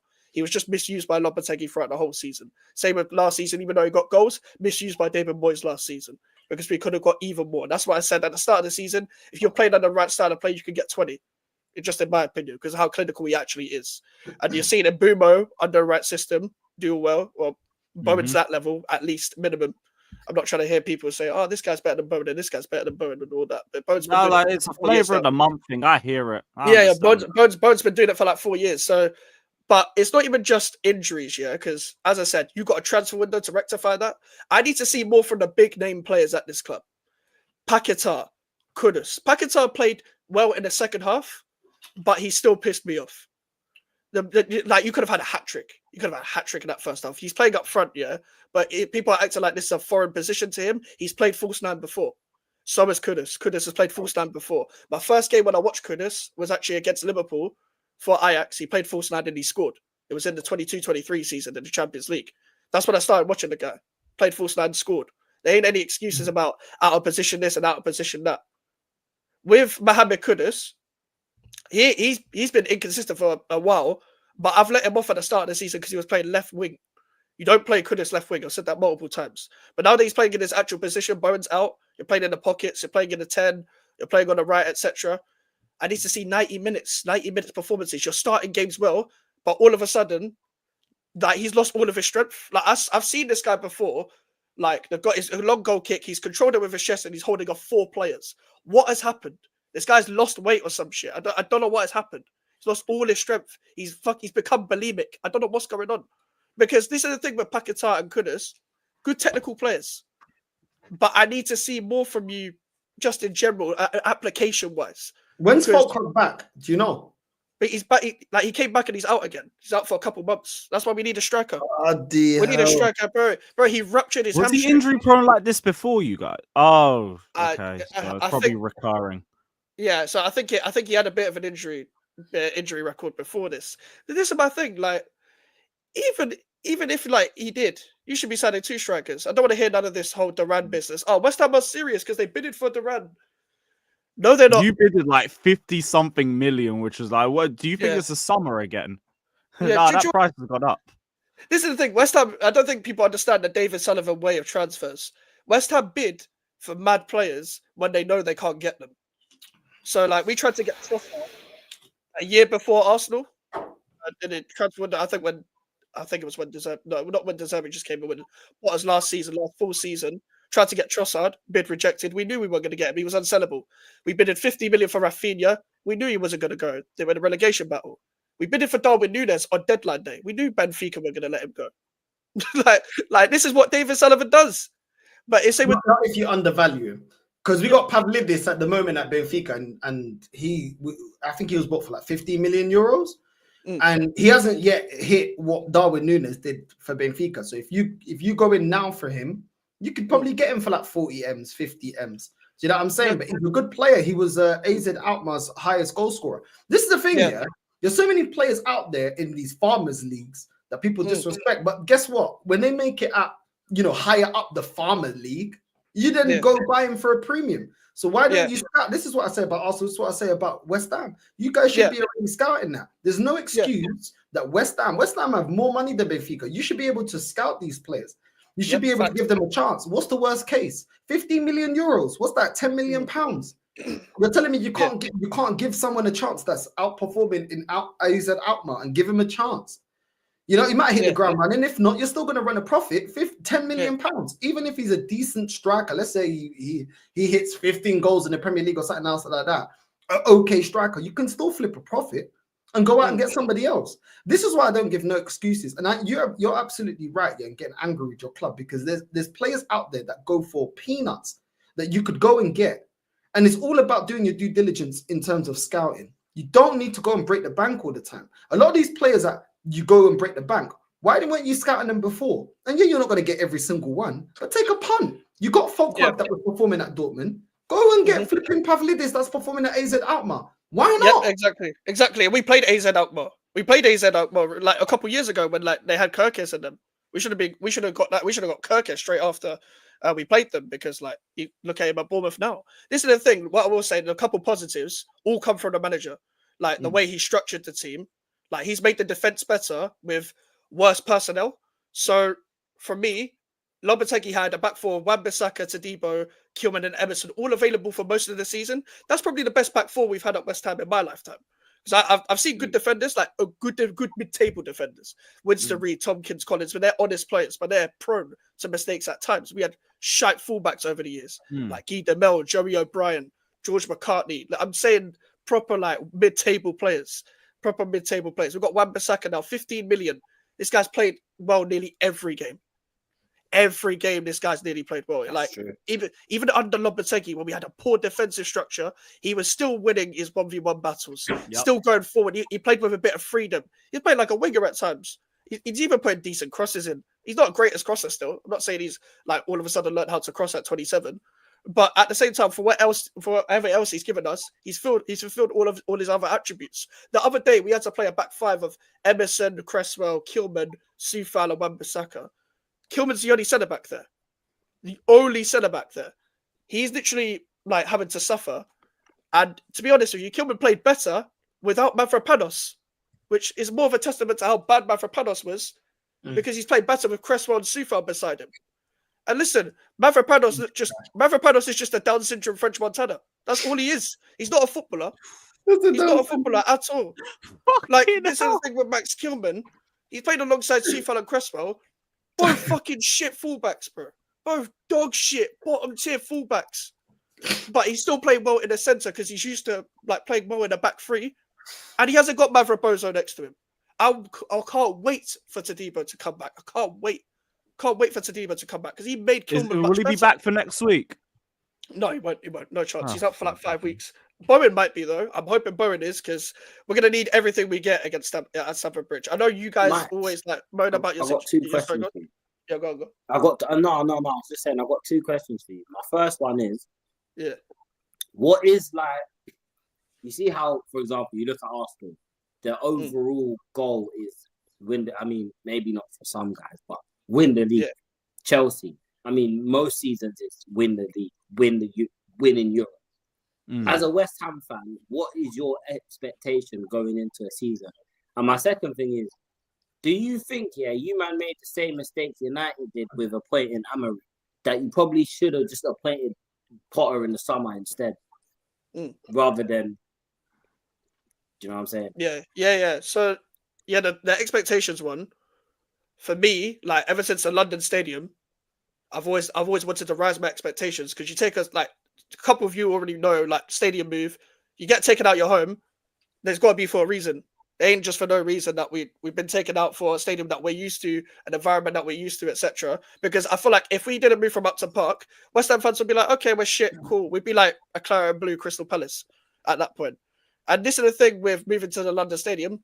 It's like big brand and all that. So ever since 2016, we've been promised to move to the next level, which all our owners have been like false promising us. We're all used to that. Like, but I've always been like, okay, try and get Europe. Like every season, I wanted us to get Europe because we had Payet. We're going into that London Stadium and stuff like that.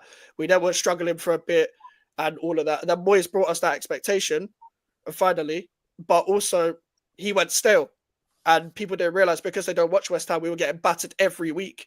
We only won 4 games in 2020 in 2024 at the back end of his reign. So but I've been out since like 2022 and whatever. I've been seeing this from time because of other reasons. For me, despite my expectations this season being okay, top half and give me the outline of what you're trying to do, style of play wise, overall as a club, it's Europe and go for the trophies like FA Cup and Carabao Cup, because we ain't won a domestic in 40 years, in over 40 years since 1980. So for me, as I said this on Northside channel the other day, if you're at a club when you're going through a trophy drought, you shouldn't be having the mentality of I'm used to losing here. You should have the mentality of I'm gonna break that streak, which that's an English club problem in general at every level, but it's especially a English problem football culture is just very defeatist.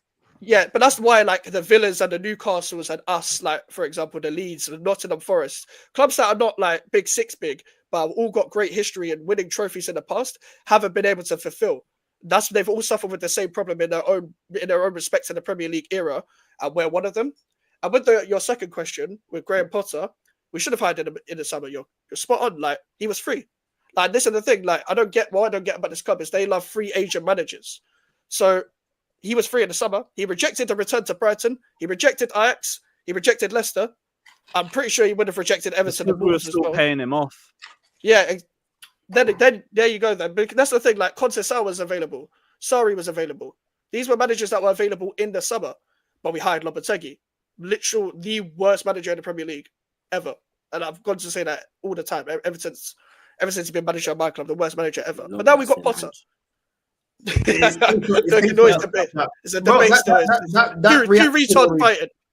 That reactionary approach of now we're going to pull the trigger is because they're not interested. It's the same with Arsenal. They're going to wait till Arteta sinks us to the bottom of hell, bro. The pits of hell. Yeah. When we're down in the bottom like the Titanic, and it's all looking spooky, that's when they're going to react because they're not built. Yeah. We're saying with bro, Jay knows it. It's the same with this club, bro. They're going to wait and see till Angie's absolutely done at it to make a change because at the end of the day, the ownership will keep fronting the manager to be their shield, bro. You know what I'm saying? But big up to the man there, man. I got to go, but big up to Northside. It's been great to have you on. You, man, just a little shout out for tomorrow. I'm going to be live on Northside's channel at 6 p.m. So everybody, keep down your schedules. And Northside will see you soon, man. Bless up. Now, big up, man. Love every time. Big up, Jay, Max, Lewis. Love having you on, bro. My brother, take care, man. Take care, bro. This is the thing with West Ham in like overall, like it's still like we're 28 days into the window. I've said all these positive things, but you got to give your manager some players. Like there's a lot of issues despite our recent transfer window, which is why I was praising the transfer window so much in the summer because you address so many things. But you address so many things well. For once, we never do that. We've never ever done that. We've had transfer windows before where we've got bare players, but a lot of square pegs round holes. We did it under Pellegrini, under Moyes before as well. But this time it was good. But they scapegoated the technical director. Cool. Now you got one of the recruitment guys, that Kyle guy that we got from you, Lewis. That with Potter now, like some recruitment guy that we bought from you lot because he worked under Potter.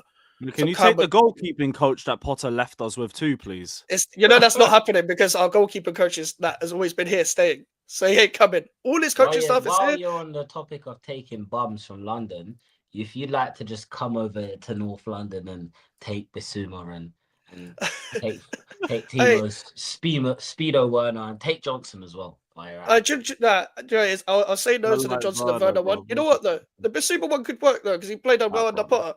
He played well under Potter, so maybe it could work. I don't know that fucking picture. There you go, little link up. Reunite. I mean, he likes balloons, so you have that problem to deal with. But I'm sure. Other than that, you'll be all right. You know what I'm saying? Get him to link up with Nkunku, man, because we're trying to get rid of him too. Nah, that's the thing. Like, we still need players. Like, we're linked to fucking Brian Brobby, bro, from Ajax, yeah? I know you were linked with him as well, Jay, yeah? This guy's just a Michelin man from Ajax, man. He's built like shit. Oh, he's shit, man. He doesn't score goals, man. One league goal in 28 games. Bro, and we're both interested in it. Like, this is the Eredivisie. In the Eredivisie, one league goal. So we're linked with apparently that hasn't advanced, though, so we ain't getting him. The Andre Silva from Leipzig, this guy is a slag across Europe, bro. He just moves from club to club to club to club. He's just another a pure mid-pack. slag. Yeah, he's a mid-pack. Evan Ferguson, yeah? You see Evan Ferguson, yeah? As much as he's the best out of a bad bunch, it only makes sense if it's a loan with a buy option. If you can't spend money. In quotation. I'm worried that's going to be our panic move on deadline day. He's got a terrible Evan Ferguson on loan and pray. Yeah. This is the thing. He's got an injury record as well, so he's perfect for West Ham.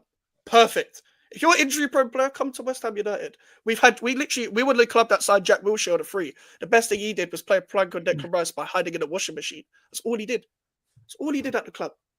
And he's a fucking prick as well because he thought he'd get a better move than West Ham after he left. He went to Bournemouth and went to fucking Australia, bruv, where he was missing open goals in five-a-side training. Well done, you fucking bastard. Like, he thought he was picking up West Ham. I know we're like not a great big club here. You know, every player that said I want a bigger move than West Ham, apart from Declan Rice, will move to a worse club. Remember Mohamed Diame was at West Ham. He moved to Hull City afterwards. After saying I want to move to a bigger club than West Ham. All right, cool, man. But that's the thing with the transfer window, yeah. Linked to bare players, bare foreplay, no penetration. Bare foreplay, no penetration. What's the that's point? the story of all of our windows so far. Yeah. Literally, like, it's the opposite. I'm seeing this now. Oh, we're going to resume talks with Tell. All right, cool. Like, if he wants to join us, great. Cool. Yeah, that's the He wants to leave Bayern. I'm seeing a bunch of other clubs linked with him. Like, let's see if he wants us or not, because other clubs will offer him a starting spot. We won't. Exactly. And yeah, that's the kind of the main thing of it. We need players in defense because we've got 3 centre backs. We've got like I said, every midfielder in our club needs to be upgraded if you want to play this style of play. Like, we need technical players. Alvarez is not a technical player. He put in a good cross for the goal, but he's a fucking idiot, man. This guy's just a Mexican spastic, bro. I can't be arsed with this guy. Guido Rodriguez, just a squad player. Just a squad player that should be barely playing. Carlos Soler is all right. He's all right, but he's on loan. If you get it for less than 20 million on a permanent, I'm fine with that. Paquetá, Kudus, yeah, they can stay, but you need to fucking fix up. You need to fix up, man, otherwise you're no different from the rest. And Souček, I don't like Souček, but he is legit trying his best to fit himself into the system, but my God, you are limited. You are limited. I'm sorry, but I know you're trying your best, yeah? I can't fault your application, but application is a minimum. If you can't fit the system, just fuck off. And this is what makes me laugh, yeah? We still got, like, West Ham fans are passion merchants as well, yeah? But they actually expect a technical level at the club.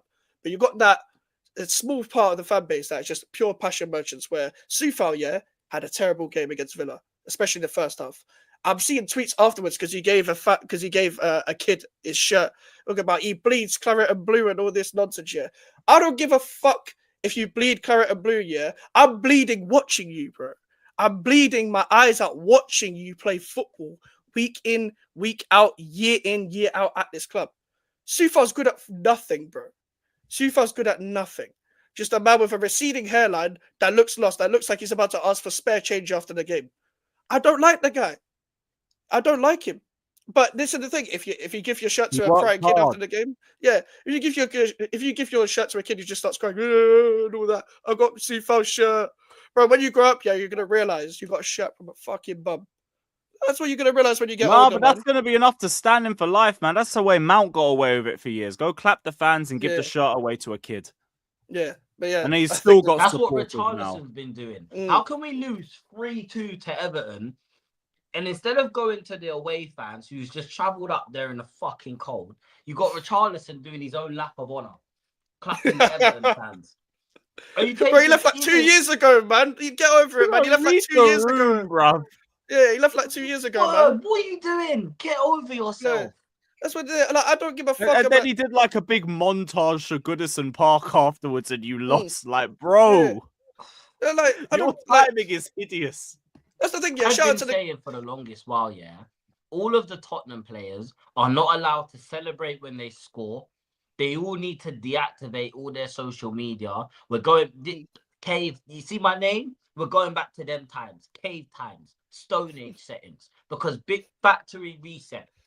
Why you put? I don't want to see, you're flipping oversized jeans and your fucking 25-inch layered boots, bro. I don't want to see that. I don't care about the fancy steakhouse that you were eating in. I don't care that you were at the darts, because guess what? We're 50th, 8 points off relegation. I was hoping Ipswich drop points to Liverpool. In what world do I have to hope Ipswich drop points to Liverpool, bro? Oh man, You know that feeling when the big six become your friends, and they're like, Yeah. "Oh shit, Arsenal, Yeah. you man got Bournemouth. Nice. I need you lot to Yeah. do something." He's like, "Oh, legit. fuck. How have I got to this point?"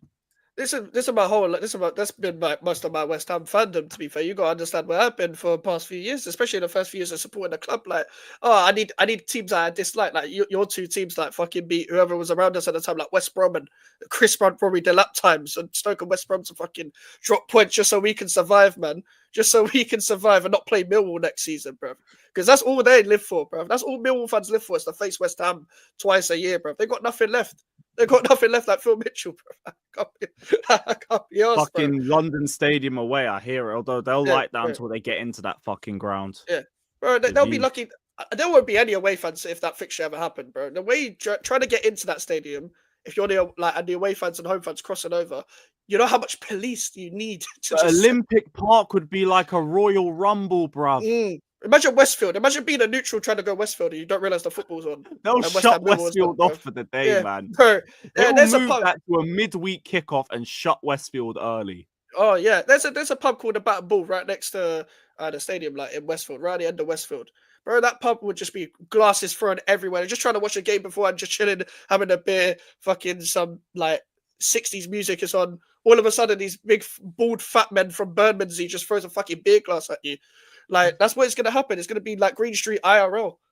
That's what it Bro, is. the London derby might be Spurs Millwall next season. You get me? Hey. That might be the London derby, Spurs versus Charlton. You know what I'm saying? QPR then, man. QPR. Loftus QPR, Road. And if Tottenham, Anne man. stays any Oh. longer, it might be Spurs versus Barnet. It might be a real local derby. Spurs versus Barnet. Well, at least you proper, couldn't man. bottle a trophy that season. There's no way. We bought it. No, but you we find a way still still. bought it. You find a way. Well, finished We'd have to seventh. go to the playoffs.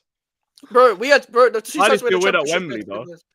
Bro, the only times we went to championship, all through playoffs. We lost one playoff final, won the other two.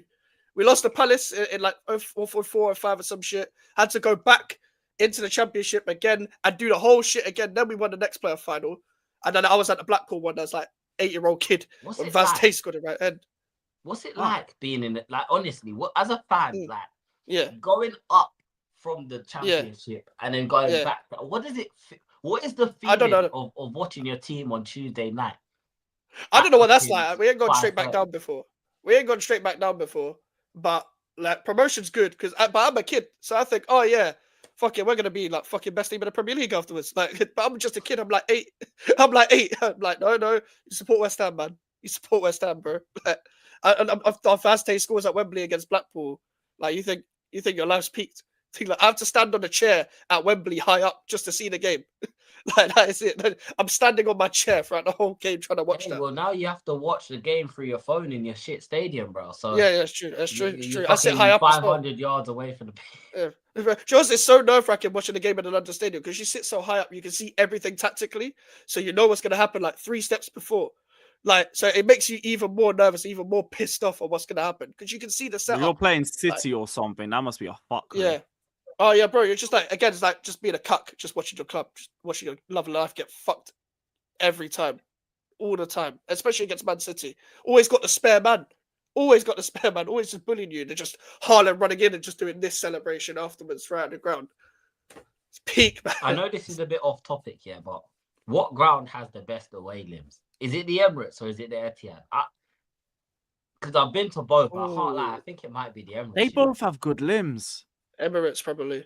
Emirates limbs when Son scored that equalizer last season was insane. Bro, I still Someone's remember kid when we got did the pushed quick over. turnaround, 1920, when Tammy Abraham scored. That shit was fucking mental, bruv. Because like we just beat you guys, I think on the same week. So it's like we look back at that week where we beat you guys away and then we beat Arsenal. It's like one of the best weeks I've ever had following this club because both limbs are good. Tottenham's another one. Great limbs in that ground. I think Stamford Bridge is up there as well. I think we've got a very good away section. On that, I wouldn't even mind being in myself, but we'll never be in that situation. I'm never going back to your stadium again, Lewis. I swear down. I've got a scar on my head from the last time I went to your stadium, bro. When was the last time you went? I think it was 2-2. 017. Oh. 017. Was that the one Dele Alli scored in? We won. We got slapped. We didn't get slapped, but I got into a scuffle outside after because I decided to stay back a bit late, and all the Tottenham fans are smart. Whenever it's a derby, get out the stadium. Either you all wait to the end or you all get out early. I waited too long, bro. I just see fans flying into each other, fists, but I was so confused. And the stewards are standing there just... They ain't getting involved. Anything. They're getting paid minimum wage. They don't give a shit. No, they don't give a fuck. Okay, honestly, do you know, all you have to do is just is just be like, "Can you please leave?" And then because once everyone left the stadium, that's when they can leave. Like 20 minutes after the thing. Like, so it is what it is. I'll say best limbs though. You know what actually? You know what actually with the Arsenal one 2 years ago, it went to the FA Cup Youth Cup final. Where it was Arsenal, West Ham, and Emirates. The only time I don't really get to go to away games, so that's the only time I've been to the Emirates. I was there. We took over 5-1, innit? Yeah, we took over their stadium. Yeah, celebrated there. We celebrated like it was an actual Premier League game, man. Like it was proper, man. Because we took over the whole thing. Out? Yeah, we filled it out. They packed out the away end. Yeah, we packed out the away. They couldn't pack out theirs though, even though they're local. Even though they're local North London guys. That's the thing, and they were doing the whole. And the thing is, even though it was a cup final, it was at their ground. They'll play North London forever, all that fucking bollocks. And then we still won. We still slapped you, and we were 1-0 down. Yeah, you lot really filled that fucking hell. Yeah. By the way, I must mention, Youth Cup final, Ollie Skulls played that game. He's now in the first team because of Potter. Potter's integrating some of the youth that deserve to be in there. Ollie Skulls, absolutely amazing. He can really compete with Emerson for left wing back. I remember from that game, the Arsenal keeper getting lobbed from like... Shout Kadua, man. And every time Arsenal conceded, they'd get into a little huddle in the middle of the circle and talk to each other. I'm like, what is this Power Rangers? What the fuck is going on, bro? That filter stuff for the first man really copied Zinchenko and they thought he'd be the mentality monster to believe in. Yeah. That's crazy. Yeah, so Wanyeri hold that. He was playing that game. He was playing that game. He made all right, to be fair. Yeah, he played. Man already said every goal. So 5 goals and they're doing up a huddle at 4-1 or 5 goals they got into the huddle. They thought it was a Tiote settings and just come back to 4-4. Nah, you ain't. That club is just losers from top to bottom, bro. Yeah, but yeah, luckily some might see some of them youth in the first team now. Ollie Skulls at left wing back, competing with Emerson very well. Like I've been saying this guy since 2022 should be in the first team. So after a big injury, he finally got a manager to like integrate the youth. So that might save us some money in certain positions, like of Lewis Orford, Casey, and stuff. As well, man. Yeah. We just need to. We need to focus on that a lot more because we actually develop them properly. But a lot of them get sold for, like, I don't know, because some of the managers that are in the first team don't want to use them, like a Moyes, a Lopetegui, etc. That's why Mbama's at City now. God knows if he's actually going to make it there. He probably won't. But, like, he's good. He would be good enough to play in the Premier League. But there you go. Hey, shit then. But Yeah, shout out to every single one of you that's locked in anyway. It's been a sensational episode. Big up to every single one of you. For the last time again, fucking sub to Jay, to Mikez, and to Northside. Rise every single one of them up immediately. I want to see plus 100 right now. We're gonna send 400 people. Big up everyone. Hey, Oh, you hit 400.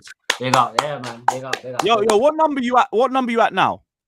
Let me check. Let me check again. all right, 400 We're sick, gonna put bro. it on 402. 402. You man, run that up to 500 ASAP. Mikez, what are you on right now? I'm on 739. Just check. 739. Run that up to 800 ASAP, people. Same time next week. We're gonna be back live again. Tomorrow there'll probably be some sort of transfer update stream if we want to fucking pull our finger out of our ass and do something. And I'd be better be back here next week after a win. Otherwise, it's gonna be a long ass episode. Big up everyone. Like, subscribe. We're gonna send everyone over to Mikez. He's about to go live in a couple minutes. So everybody head over there. And yeah, big up everybody. Like, subscribe, up the Chelsea, all of that. Peace.